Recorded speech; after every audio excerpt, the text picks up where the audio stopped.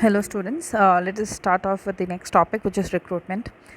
Again, a very important part of staffing as a process, which is done by the HR team or maybe team managers who work as HRs. So recruitment is basically a process in which prospective employees or possible employees have been searched and been encouraged to apply for jobs in any organization for a particular team or for a particular vacancy.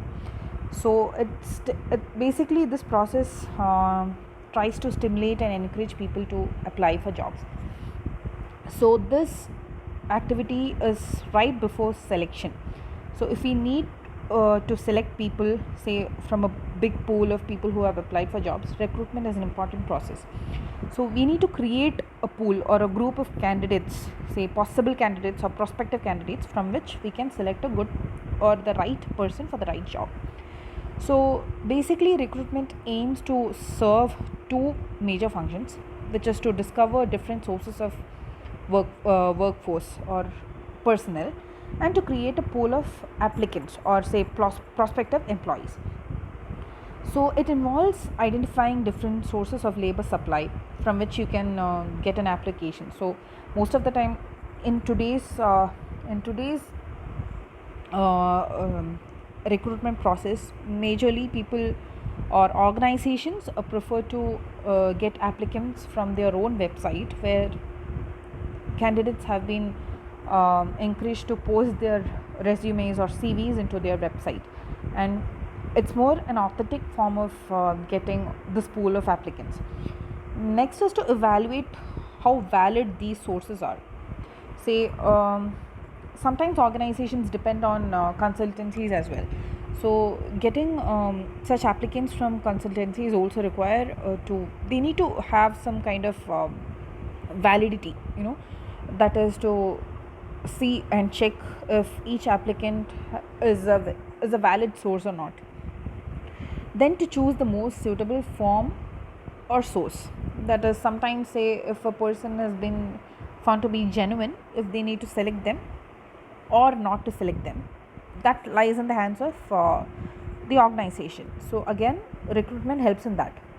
Then attracting and motivating different candidates to apply for the vacant jobs.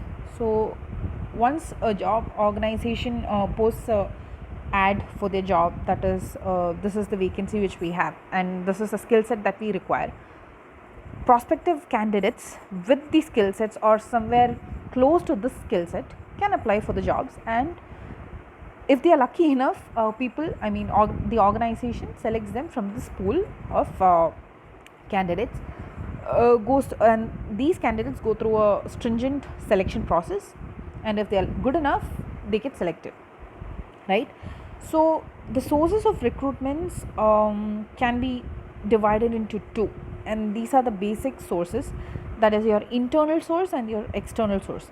So internal sources are basically your transfers and your promotions. So I think that is pretty much self-explanatory. So internal sources is nothing but you're using existing staff to fill in vacant jobs. See, if at all, say in case of promotion, if an employee has been performing exceptionally well, say from the past 2 years or 3 years, why not they select that same person for the next level or for the next vacancy that is available, something that is higher to his current position, right? So promotion is one technique of or one source of internal recruitment. The next one is transfer. Say for example, if an employee wants to shift from one place to another and to this next place, say for example, I need to shift from Hyderabad to Bangalore, and luckily the Bangalore school has a vacancy for business studies teacher, and I am applying and I get it. So similarly, it's like a transfer is some kind of there is no substantive change in responsibility or pay or the status. It's just that a person is shifting from one place to another. So that is what basically transfer is. So exceptions to that is promotional transfer. Sometimes people get transferred along with the promotion if they have done good enough and there is a vacancy in the next available, say for example prospective city, say for example Bangalore or say Delhi, they need to go and such kind of transfers are also provided. So the main objectives of transferring a person from one place to another is to place employees in such a vacancy which is more appropriate for their interest. And say for example, to fill in departmental vacancies for, say for example, if at all one team is overstaffed and the other team is understaffed, such things can also happen, and in such cases transfers can help them a lot. So the best thing about internal sources, or say internal sources of recruitment, is that there is a very good motivational feature to it, especially when it comes to promotion. And it's a particularly a very simple process. It doesn't take much time, and than recruiting a person from outside, comparatively it's a pretty simple process, and it helps in grooming future managers as well. Say for example, if a person who has been working in one company for a long time, giving them promotions helps in it motivates people basically to improve their skill set. And what happens is that it is helping them to groom themselves to be bigger managers or go to the next levels of management. And there is no need of another plus point of internal source of recruitment is that it does not require any kind of training, since they're existing employees and they're already familiar with the processes and the techniques the company is following. So it's pretty much not required for an additional training, unless and until if the vacancy is asking for them, if at all required, that's all. And with this source, this such kind of internal sources, another merit is that there is no problem of understaffing or overstaffing. So that is one advantage, and it is much more economical, like we said earlier.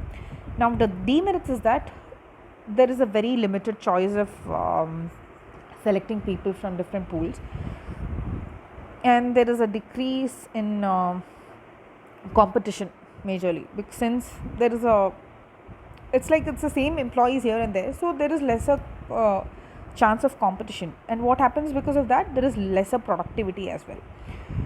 And there is another demerit of this kind of an internal source is that it lacks fresh blood into the organization. It's the same people, and people know the usual norms of the organization, and what happens is that they get used to it, and they always withdraw themselves from trying something new or to be creative. They withdraw themselves from creativity. So that is one problem with internal source. The next is external sources of recruitment. I think you might be familiar with this, but let's just go through that. External recruitment sources or this recruitment technique refers to getting employees from sources which is outside the organization, not within the organization, outside the organization. Like earlier, like what we said, say management or maybe consultancies, or say people from whom you know, or referrals. You might have heard of such terms, right? Yeah. So one source is direct recruitment. Under this, there is a notice, or an ad which has been kept for saying that, yeah, so there is a so and so vacancy in our company.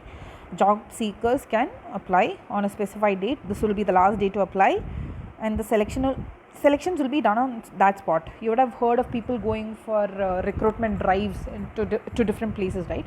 So that is one kind of a direct recruitment. Then you have employment exchange. So it's these are basically run by government for filling skilled and unskilled laborers or jobs. And then you have placement agencies or management consultants, like I was speaking earlier. So but these consultants, what they do is they charge a specific fee to the organization in order to provide say prospective employees or suggestions or applicants to the organization. Then another technique, or a very well-known technique, is campus recruitment. When organizations go to different campuses. For example, I can give you my own college. I was studying in Christ University, Bangalore. So we had KPMG and Deloitte coming into our college for recruitment purposes. So it was for associate analyst, and there were other couple vacancies too. I am not able to recall them, but yeah. So this is what campus recruitment does. So they visit the colleges or campuses, and they conduct a recruitment drive within the college itself. Then recommendation from employees, you would have heard people maybe your parents, you would have heard them recommending one of their friends or maybe relatives to their companies and in the companies they work, such. Then advertisements in television, then comes web publishing through internet. These are examples of external sources. So this is the topic for today. So I would like you to try to understand the merits and demerits of these external sources. So try to read and understand, and try to do a bit of research if possible, and try to understand these different sources of recruitment. So let us meet with the next topic for the next day. Thank you, class.